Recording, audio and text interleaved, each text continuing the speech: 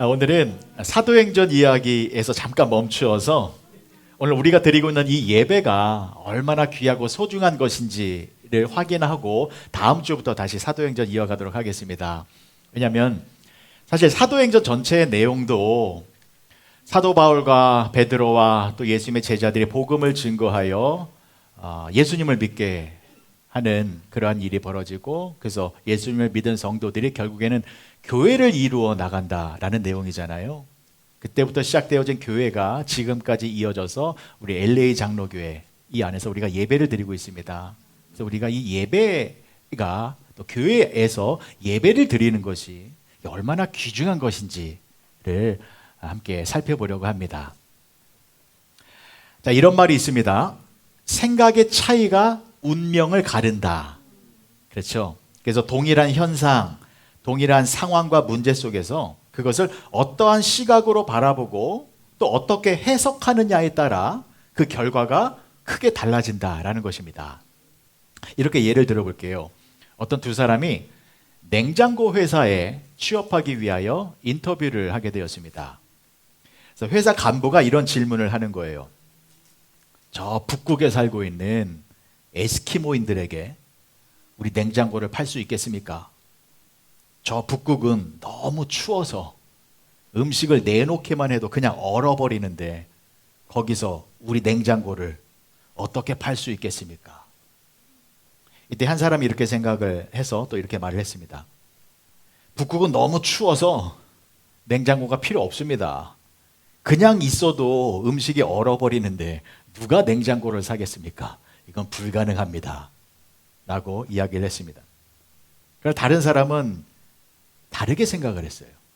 그래서 이렇게 말을 했습니다. 예, 맞습니다. 북극은 너무 추워서 음식이 쉽게 얼어버립니다. 그래서 냉장고가 필요합니다. 왜냐하면 냉장고는 음식이 얼지 않게 싱싱하게 만들어주는 도구이기 때문입니다.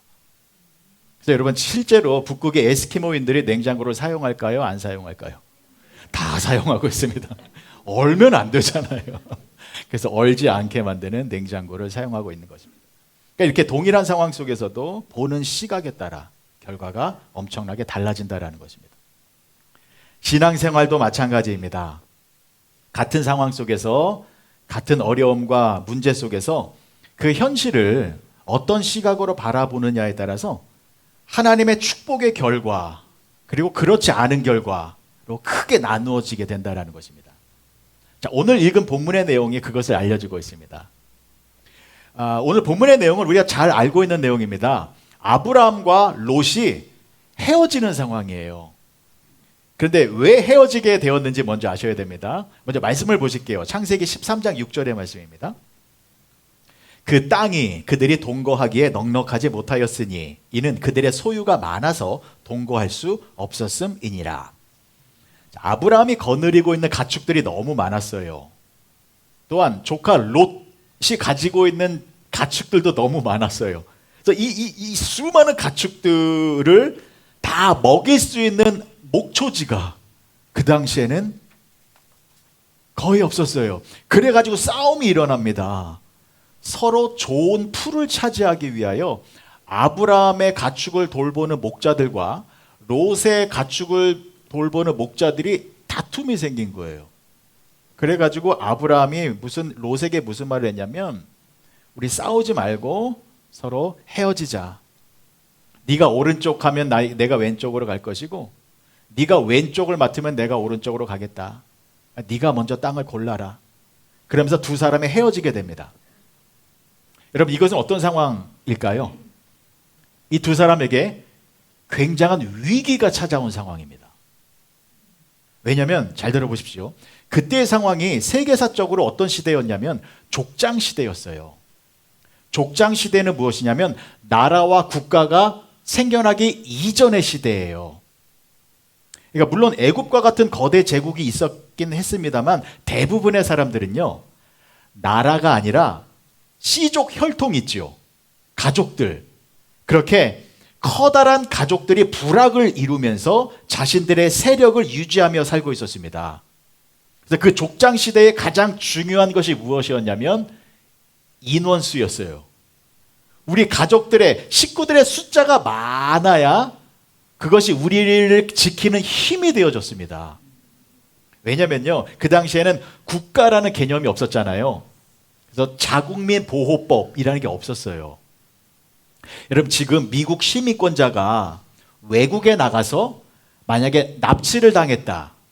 그럼 미국에서 어떻게 해요? 군대가 투입됩니다. 군대가 투입돼서 그 시민권자를 구출해내요.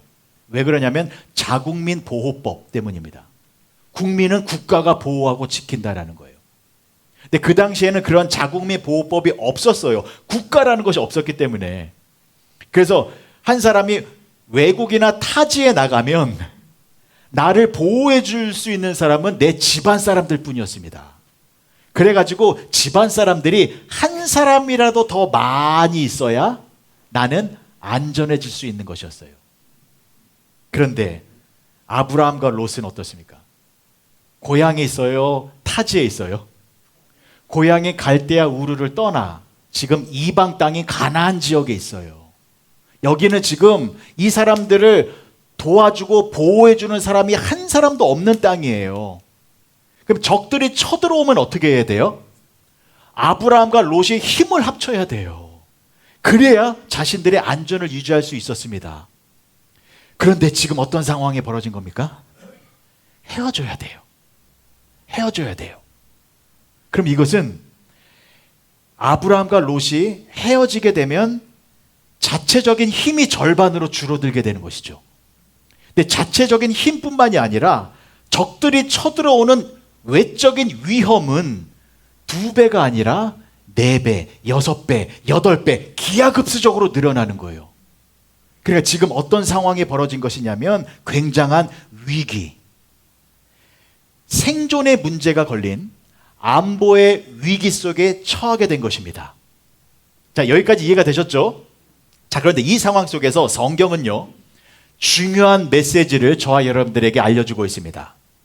그것은 이 동일한 상황 속에서 아브라함과 롯이 이 현실을 어떠한 시각으로 바라보았고, 그리고 그 시각의 차이가 어떠한 결과를 나타냈는지 그걸 주목해서 보라라는 것입니다. 자, 그래서 첫 번째 먼저 롯의 선택과 결과를 살펴보겠습니다. 자, 롯은요, 어떠한 시각으로 지금의 상황을 바라보았냐면, 그리고 어떠한 선택을 하고 어떠한 결과가 나타났냐면, 자, 먼저 아브라함이 롯에게 이렇게 말을 합니다. 롯아, 네가 먼저 땅을 골라라 했을 때에 이 롯은요, 한치의 망설임 없이 땅을 골랐어요. 어디를 골랐냐면 소돔과 고모라 지역을 선택했습니다. 왜 그 지역을 선택했냐면, 자, 말씀을 보실게요. 창세기 13장 10절의 말씀입니다. 이에 롯이 눈을 들어 요단 지역을 바라본즉 소알까지 온 땅에 물이 넉넉하니 여호와께서 소돔과 고모라를 멸하시기 전이었으므로 여호와의 동산 같고 애굽 땅과 같았더라. 기가 막힌 땅을 고른 것 같아요. 왜냐하면 그 당시에 소돔과 고모라 성은요, 에덴 동산 같은 지상 낙원가의 모습을 보이고 있었습니다. 그리고 그 땅이 애굽 땅과 같았다라고 나와 있잖아요. 그 당시에 애굽이라는 나라는 화려한 문화, 쾌락, 힘과 능력이 있는 나라였는데 소돔과 고모라 지역이 그런 곳이었다라는 거예요. 그러니까 롯은요, 이러한 시각을 가지고 있었던 것입니다. 내가 삼촌 아브라함과 헤어지면, 그러면 그만큼 내 힘이 약해지는 것이기 때문에 나는 엄청난 위험에 처하게 된다. 그럼 어떻게 해야 되지? 그래, 안전한 곳으로 가자. 더욱 힘이 있는 곳으로 가자 라고 해서 그쪽으로 간 거예요. 그러니까 여러분, 롯은요, 이 현실의 상황을 부정적인 시각으로만 본 겁니다. 위기로만 본 거예요. 위험과 문제가 가득한 부정적인 시각으로만 본 겁니다. 그렇게 부정적인 시각으로 현실을 바라보니 소돔과 고모라 성이 보이게 된 거예요. 왜냐하면 그곳은 내 문제를 해결해 줄 수 있는 것처럼 보였기 때문입니다. 나를 지켜줄 수 있는 곳, 나를 행복하게 만들어줄 수 있는 곳, 나를 더 부자로 만들어줄 수 있는 곳, 그런 곳으로 보였기 때문에 거기로 간 겁니다. 자, 그런데 거기에 갔더니 결과가 어떻게 되셨습니까? 아시는 것처럼 오늘 본문의 말씀이 창세기 13장에 나와 있잖아요. 14장에 넘어가면 세계 대전이 벌어집니다. 북쪽과 남쪽으로 나누어져요. 북쪽에 4개의 왕들이 연합을 해요. 남쪽에는 5개의 성이 같이 연합을 합니다. 이 5개의 성 안에 소돔과 고모라 성도 속해 있어요. 근데 누가 이겨요? 북쪽이 이겨요. 그래가지고 남쪽에 있는 성에 살고 있는 모든 사람들을 포로로 끌고 갑니다. 롯과 롯의 가족도 포로로 끌려가요. 이게 뭐예요? 잘 될 줄 알았는데 포로로 끌려가는 신세가 되어졌습니다. 그런데 다행히도 아브라함이 자신이 거느리고 있는 사병 318명을 데리고 북쪽 연합군을 쳐서 무찌르죠. 그래서 롯과 가족들을 구출해냅니다. 그래서 롯과 가족들은 다시 소돔성에서 살게 돼요. 그런데 창세기 19장에 가면 또 무슨 내용이 나옵니까? 하나님께서 소돔과 고모라 성을 아예 멸절시켜 버립니다. 왜요? 그 성 안에 너무 악한 것들이 가득했기 때문에, 음란함과 더러움과 하나님을 무시하는 그런 죄악된 행실이 가득했기 때문에 하나님께서 유황불을 하늘에서 뿌리셔서 완전히 진멸시키셨어요. 근데 그렇게 멸망시키기 전에 하나님께서 천사를 보내셔서 롯에게 너는 빨리 나와라 라고 했을 때 롯은 딸을 데리고 나오죠. 근데 예비 사위들은 하나님의 경고를 농담으로 여겨서 죽게 됩니다. 롯의 와이프는요, 그렇게 말을 안 듣고 돌아보지 말라고 했는데 돌아보아서 소금 기둥이 되는. 그 롯은요 어떻게 된 거예요? 지금 어떻게 됐어요? 빈털터리, 거지꼴 된 겁니다. 재산이 너무 많아서 아브라함과 헤어질 정도로 그렇게 큰 부자였는데 지금은 겨우 목숨 하나 부지한 그런 쫄딱 망한 처량한 신세가 되어졌다는 것입니다. 왜요? 왜 롯의 결과는 이처럼 불행한 것으로 나타나는 것입니까? 위기의 상황 속에서 롯은 그 현실을 잘못된 시각으로 해석했기 때문입니다. 부정적인 측면만 본 거예요. 위험이 닥치자 두려움과 초조함에 사로잡혀서 그냥 문제만 바라본 거예요. 그래서 그 문제를 해결하기 위하여 세상적인 방법을 선택한 거예요. 세상적으로 더 힘이 있고 세상적으로 더 능력이 있고 지혜로워 보이는 것을 선택한 것입니다. 그러나 그러한 결과는 결국에는 불행과 실패로 끝나게 된다는 것입니다. 저와 여러분들에게도 이것을 알려주는 겁니다.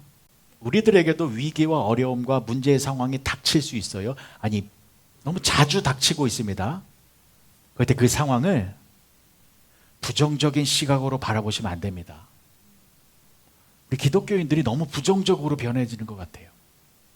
여러분들이 보는 시선과 여러분들이 고백하는 입술의 모든 것들이 부정적이지 않게 되기를 축복합니다. 그리고 문제가 생길 수 있어요. 제발 세상적인 방법으로 그것을 해결하려고 하지 마십시오. 우리들에게는 문제를 해결할 수 있는 또 다른 방법이 있습니다. 그것을 알려주고 있는 것입니다. 이번에는 아브라함의 모습 보시겠습니다. 자, 아브라함도 동일한 현실 속에 있었습니다. 조카 롯이 떠났잖아요. 아브라함도요, 본인의 힘이 줄어든 거예요. 그만큼 위험한 상황에 노출되어진 것입니다. 자, 이 상황 속에서 아브라함은 어떠한 행동을 했는지 보시기 바랍니다. 자, 말씀 보십니다. 창세기 13장 14절과 15절입니다.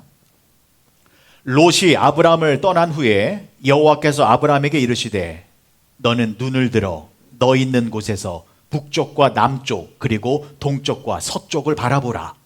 보이는 땅을 내가 너와 내 자손에게 주리니 영원히 이르리라. 예, 잘 보십시오. 하나님께서 아브라함에게 뭐라고 말씀하셨냐면, 아브라함아, 너도 땅이 필요하잖아. 땅을 선택하기 위하여 눈을 들어 너 있는 곳에서 바라보아라. 바라보아서 네가 보는 곳 거기로 가라. 그러면 그 땅을 내가 너와 네 자손에게 영원히 줄 것이다. 그런데 하나님께서 중요한 말씀을 해주세요. 눈을 들어 보는데 어떻게 보라고 말씀해 주셨습니까? 너는 눈을 들어 북쪽과 남쪽, 동쪽과 서쪽을 바라보아라. 동서남북을 바라보아라. 라고 말씀해 주셨는데 너무나도 귀한 말씀입니다. 이것은요, 한 곳만 보지 말고 사방을 둘러보아라 라는 말씀입니다. 굉장히 감사하고 또한 굉장히 은혜롭고 축복이 가득한 말씀입니다. 이런 뜻이에요, 여러분. 아브라함아, 너도 지금 두렵지? 무섭지? 롯이 떠나서 얼마나 두려움에 사로잡혀 있느냐? 그래서 너도 앞으로 안 좋은 일이 생길 것처럼 생각되지? 적들이 쳐들어와서 내 식구들을 죽이고 내 재산을 약탈해가고 심지어 내 목숨까지 빼앗아 갈 것 같은 그러한 두려운 마음에 사로잡혀 있지? 근데 아브라함아, 그러한 부정적인 것에만 사로잡혀 있으면 안 된다라는 것입니다. 그러니까 네가 생각하고 있는 그 비참한 결과, 그것만 바라보지 말고, 부정적인 시선을 가지고 그것만 바라보지 말고 반대쪽도 바라보아라라는 것입니다.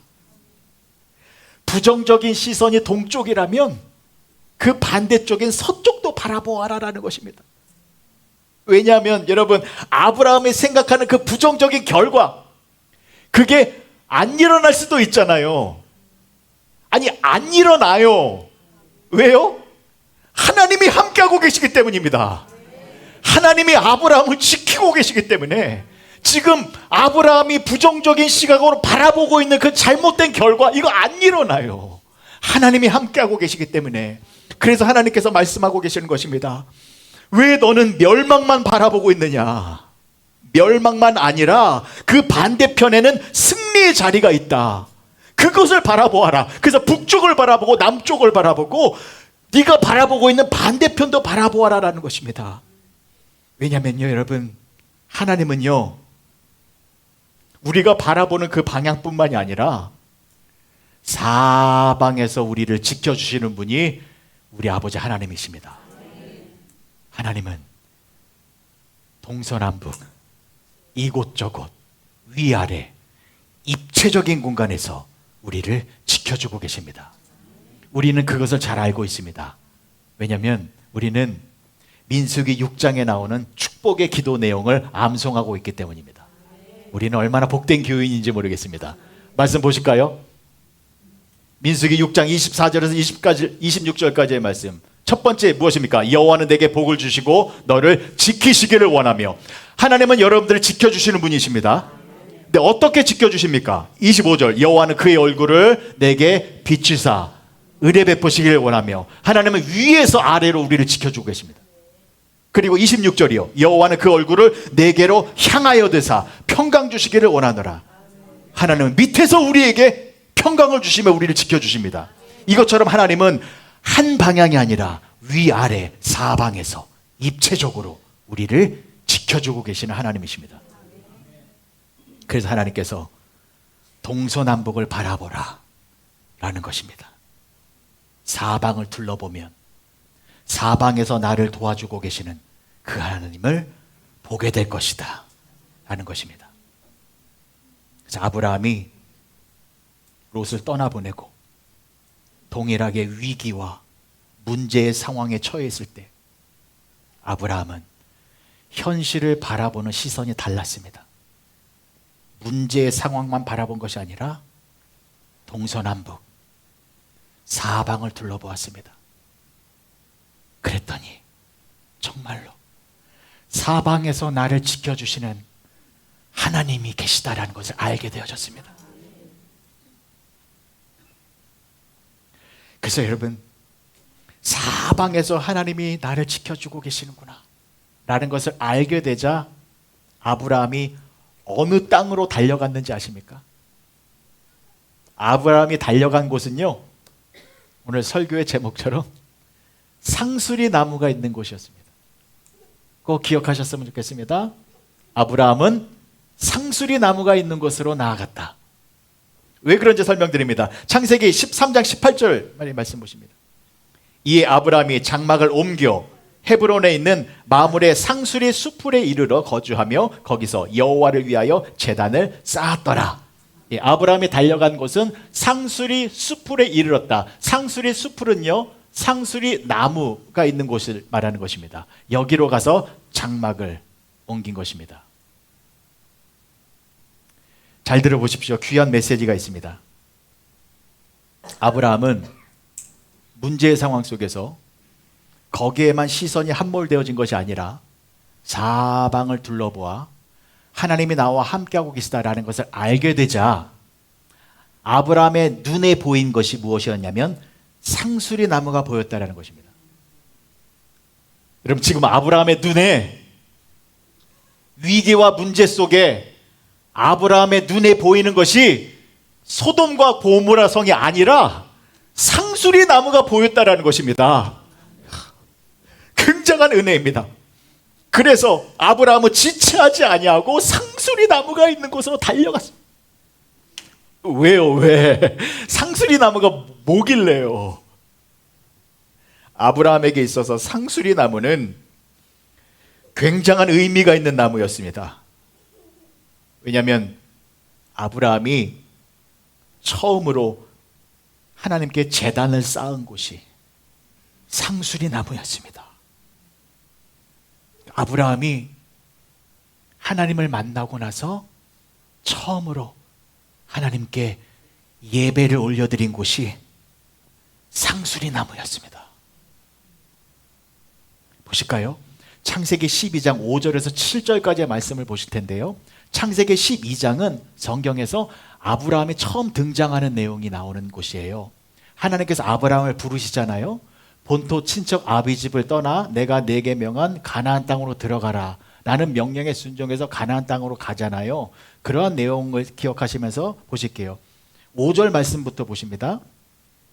아브라함이 그의 아내 사레와 조카 롯과 하란에서 모은 모든 소유와 얻은 사람들을 이끌고 가나안 땅으로 가려고 떠나서 마침내 가나안 땅에 들어갔더라. 본토 친척 아비 집을 떠나 마침내 이방 땅인 가나안 땅으로 들어갔다라는 거예요. 자, 그리고 보십시오. 6절의 말씀입니다. 아브라함이 그 땅을 지나 세겜 땅 모래 상수리 나무에 이르니, 어디요? 상수리 나무에 이르니 그때에 가나안 사람이 그 땅에 거주하였더라. 지금 아브라함은 상수리 나무에 이르렀어요. 이르렀는데 그 가나안 땅에 와 봤더니 아는 사람이 있어요, 없어요? 한 명도 없어요. 이 사람들은 나를 도와주는 사람입니까? 아니에요. 나에게 위협을 가하는 적들이에요. 무서운 사람들이 가득했어요. 그렇게 위험한 곳에서 아브라함이 부들부들 떨고 있을 때에 세겜 땅에 있는 상수리 나무가 있는 곳으로 왔어요. 자, 그런데 7절의 말씀 전반부 보실게요. 여호와께서 아브라함에게 나타나 이르시되. 자, 상수리 나무에 왔는데 거기서 누가 나타나셨어요? 하나님이 나타나셨어요. 여호와 하나님이 나타나셨습니다. 안 깜짝 놀랄 줄 알았어요. 여러분, 하나님이 나타나셨대요. 억지로 아멘하지 마시고요. 눈물이 안 날까요? 하나님이 말씀으로 임하신 게 아니에요. 내 눈으로 직접 보고 내가 직접 경험할 수 있도록 하나님이 나타나셨다니까요. 그 하나님이 누구세요? 천지 만물을 지으신 전지전능하신 하나님이 아브라함이 실제로 볼 수 있도록 나타나셨대요. 하나님이 친히 나타나셔서 아브라함을 만나주셨습니다. 아브라함은 어땠을까요? 얼마나 힘이 나고 용기가 나고 담대함이 생기고 감사하고 기쁨이 넘쳤을까요? 그래서 7절의 말씀이 이렇게 이어집니다. 보십시오. 하나님이 이렇게 말씀하세요. 내가 이 땅을 내 자손에게 주리라 하신지라. 자기에게 나타나신 여호와께 그가 그곳에서 제단을 쌓고. 아브라함은 상수리 나무에서 나타나신 하나님을 배웠습니다. 거기서 어떻게 했어요? 제단을 쌓고 하나님께 예배를 올려드렸습니다. 그러니까 여러분, 상수리 나무가 어떤 나무라고요? 하나님을 만난 곳이에요. 상상으로 만난 게 아니라 실제적으로 하나님을 만났어요. 그리고 거기서 하나님께 예배를 드린 장소예요. 그런데 아브라함이 롯과 헤어지면서 또다시 큰 위기와 문제와 어려움의 상황 속에 놓여 있을 때 아브라함이 내가 어디로 가야 안전할까? 내가 어디로 가야 행복해질까? 내가 어디로 가야 보호를 받을 수 있을까? 라고 안전한 장소를 찾고 있을 때에 그때 아브라함의 눈에 무엇이 보인 겁니까? 상수리 나무가 보였다라는 것. 아브라함은 결심합니다. 하나님께로 돌아가자. 하나님을 예배하는 곳으로 가자. 하나님을 만나는 곳으로 가자. 그곳이 가장 안전한 곳이요, 그곳이 내가 살 수 있는 곳이요, 거기가 내가 지금 처한 위기를 극복할 수 있는 곳이다. 하나님이 계신 곳으로 가자. 그래서 아브라함은요, 하나님께 예배를 드리는 곳, 하나님을 만나는 곳, 상수리 나무로 달려가게 된 것입니다. 그리고 그곳에서 또다시 제단을 쌓아 하나님께 예배를 올려드렸습니다. 사랑하는 성도 여러분, 문제가 있을 때에 세상적인 방법으로 그 문제를 해결을 하려고 하지 마시고 여러분들의 상수리 나무로 나아가시기 바랍니다. 하나님을 만나는 장소로 나아가시기 바랍니다. 아브라함이 그렇게 하나님을 만난, 하나님께 예배를 드린 상수리 나무로 나아갔습니다. 그랬더니 어떤 결과가 나타났을까요? 크게 두 가지만 살펴보고 오늘 말씀을 마치겠습니다. 첫 번째, 이런 축복을 얻게 됩니다. 상수리 나무에 오니 다시 왔잖아요. 하나님께서 아브라함을 또다시 만나 주십니다. 말씀 보시겠습니다. 18절 1절입니다. 18장 1절입니다. 여호와께서 마므레에 상수리 나무들이 있는 곳에서 아브라함에게 어떻게 하셨어요? 나타나시니라. 날이 뜨거울 때에 그가 장막문에 앉아 있다가 하나님이 어떻게 하셨어요? 나타나셨대요. 나타나셨다니까요. 하나님이 아브라함아 또 왔느냐가 아니라 현현하신 거예요. 지난번처럼 하나님을 예배하는 장소에 갔더니 동일하게 변함없이 하나님은 아브라함을 만나 주셨습니다. 여러분, 상수리 나무에 가면 하나님을 만날 수 있다라는 것을 꼭 기억하시기 바랍니다. 상상 속의 하나님이 아니라 실제로 하나님을 경험할 수 있는 곳은 상수리 나무가 있는 하나님께 예배를 드리는 장소이다라는 것을 꼭 잊지 마시기 바랍니다. 자, 그리고 나서 하나님을 만났습니다. 하나님께서는 아브라함에게 귀한 선물을 주십니다. 10절의 말씀 보실게요. 그가 이르시되, 하나님께서 이르시되 내년 이맘때 내가 반드시 내게로 돌아오리니 내 아내 사라에게 아들이 있으리라. 하나님께서 아브라함에게 아들 이삭이 생길 것이다 라는 축복의 말씀을 또다시 해주십니다. 여러분, 이것은요 아브라함의 대를 이어주겠다라는 축복도 있겠습니다만 더 중요한 의미가 있습니다. 그래서 무엇이냐면 하나님께서 아브라함의 자손들도 축복해 주시겠다라는 것입니다. 아브라함을 지켜주신 하나님께서 아브라함의 자손들도 지켜주겠다라고 말씀하신 거예요. 아브라함과 함께 하신 하나님께서 아브라함의 자손들과도 늘 함께 해주시겠다라고 약속해 주신 것입니다.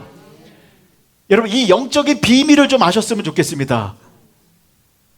여러분, 여러분들의 자손들이 하나님의 축복을 받기 위해서는 부모님이신 여러분들이 하나님 앞에 바로 서 있어야 합니다.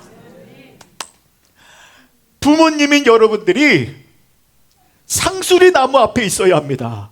상수리 나무가 뭐라고요? 하나님께 예배하는 장소이잖아요. 부모님들이 하나님을 예배하는 장소에서 하나님을 만나고 있어야 하나님께서 여러분들의 자녀들까지 생각해 주신다는 것입니다. 두 번째, 마물의 상수리 나무 지역은요, 나중에 다윗이 통일 왕국을 다스리기 위한 준비 장소가 되어집니다. 여러분, 다윗이 이스라엘의 2대 왕이 되었잖아요. 이스라엘 전체 나라를 다스린 게 총 40년이에요. 40년 동안 이스라엘을 다스렸어요. 그런데 통일 왕국을 다스린 것이 40년 동안이 아니었어요. 33년이에요. 그러니까 헤브론 지역, 남쪽 지역에서 7년 6개월을 먼저 다스렸고요. 그 다음에 전체 통일 왕국을 33년 동안 다스린 거예요. 그러니까 남쪽 헤브론 땅에서의 통치가 먼저였어요. 자, 사무엘하 5장 5절의 말씀 보실게요. 헤브론에서 7년 6개월 동안 유다를 다스렸고 예루살렘에서 33년 동안 온 이스라엘과 유다를 다스렸더라. 됐죠? 그러니까 다윗은 먼저 헤브론이라는 남쪽에서 7년 6개월의 통치 기간의 준비 기간을 가지고 있었고 그 이후에 전체 이스라엘을 다스렸다라는 거예요. 자, 그런데 이 헤브론, 여기가 어느 땅이냐면 창세기 23장 19절이요. 그 후에 아브라함이 그 아내 사라를 가나안 땅 마므레 앞 막벨라 밭 굴에 장사하였더라. 마므레는 곧 헤브론이라. 마므레가 헤브론이래요. 마므레가 어떤 땅이었죠? 마므레 상수리 나무가 있는 곳이었잖아요. 아브라함이 하나님을 예배하기 위하여 거처를 옮긴 지역이잖아요. 복잡하지 않죠? 그러니까 믿음의 조상 아브라함이 하나님을 예배하기 위하여 거처를 옮긴 곳이 나중에 다윗이 위대한 왕이 되기 위한 준비와 훈련의 기간을 보내는 장소가 되어졌다는 것입니다. 그리고 더욱 놀라운 것은 그 다윗 왕의 계보를 통하여 누가 이 땅에 오셨습니까? 예수님이 이 땅에 오셨습니다. 놀랍지 않습니까? 근데 이 모든 축복의 근원이 지금 어디서부터 흘러오고 있습니까? 마물의 상수리 나무, 여기서부터요. 그러니까 아브라함이 위기의 상황 속에서 부정적인 시선에만 고정되어진 것이 아니라 동서남북 사방을 둘러보아 하나님이 나를 사방에서 지켜주고 계시는구나 라는 것을 깨닫는 순간 그 하나님을 예배하기 위하여, 하나님을 만나기 위하여 상수리 나무가 있는 곳으로 거처를 옮겼는데, 그것이 시작점이 되어 다윗 왕과 예수 그리스도의 통치로 이어지게 되어졌다라는 것입니다. 무엇을 말하는 것입니까? 저와 여러분들도 상수리 나무로 와서 하나님을 예배하고 하나님을 만나면 그때부터 하나님의 축복이 계속해서 이어지게 된다는 것입니다.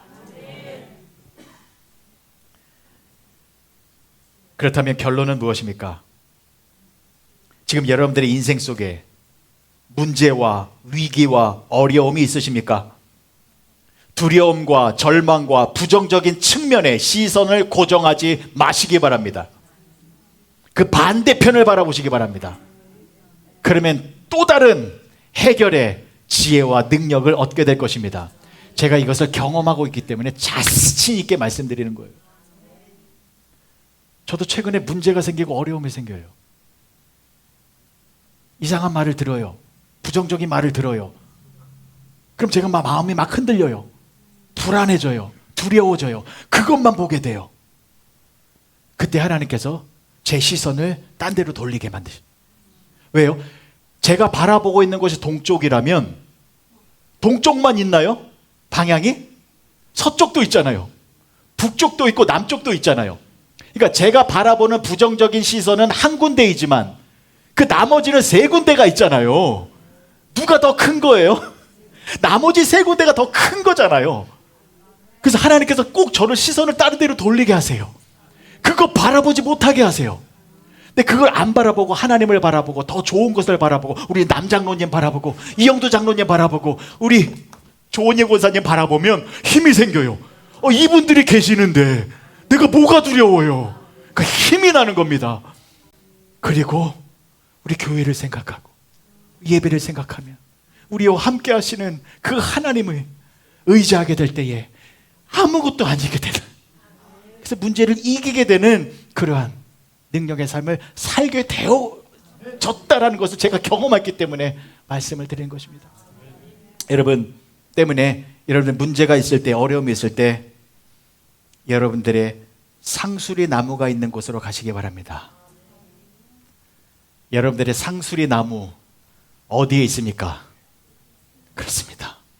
이곳 LA 장로교회에 여러분들의 상수리 나무가 있습니다. 여러분 교회로 오십시오. 문제가 있을 때에 그 문제 해결하기 위하여 세상으로 나가는 것이 아니라 다시 이곳으로 오셔서 다시 하나님을 만나시기 바랍니다. 예배는요, 하나님을 만나는 귀한 시간입니다. 하나님이 우리에게 예배 시간을 왜 주셨습니까? 하나님이 여러분들을 만나시기 위하여 예배의 시간을 허락하여 주신 것입니다. 때문에 교회에 오실 때에 이런 마음을 갖고 오세요. 내가 오늘 교회에서 예배를 드릴 때 하나님을 만나리라. 하나님으로 충만하여져서 하나님의 기쁨으로 내가 이 세상을 이기며 살아가리라. 그렇게 하나님을 만나고자 하는 갈망을 가지고 이곳에 나아오시기 바랍니다. 하나님이 나타나셔서 여러분들을 반드시 만나 주실 것입니다. 교회로, 상수리 나무가 있는 이 교회로 여러분들의 마음의 거처를 옮기시기 바랍니다. 그래야 예배를 드릴 때마다 하나님을 깊이 만나셔서 모든 문제를 믿음으로 승리하며 살아가시는 여러분 모두가 되어주시길 주님의 이름으로 간절히 축복합니다. 기도하시겠습니다. 좋으신 아버지 하나님, 은혜를 감사합니다. 아브라함이 하나님께 예배를 드렸던 상수리 나무로 나아가 그곳에서 다시 하나님을 만나 모든 문제가 해결되어진 것뿐만이 아니라 더 큰 축복을 누린 것처럼 우리도 이 땅을 살아갈 때에 문제와 어려움이 있을 때에 세상의 방법을 찾고자 세상으로 나아가는 것이 아니라 문제가 있을 때마다 더 교회로 나올 수 있도록 하여 주시옵소서. 더 교회로 나와 무릎 꿇고 기도하게 하시고 입을 열어 하나님을 찬양하게 하여 주시고 정성과 뜻과 생명을 다해 하나님께 예배를 올려드리는, 그렇게 하나님을 만나고자 열망하고 소망하는 삶으로 살아가는 우리 모두가 되게 하여 주시옵소서. 그래 하나님의 힘과 능력으로 이 세상을 승리와 기쁨과 평강의 능력으로 이 세상을 지배하며 살아가는 능력의 성도들이 되게 하여 주시옵소서. 예수님의 이름으로 기도합니다.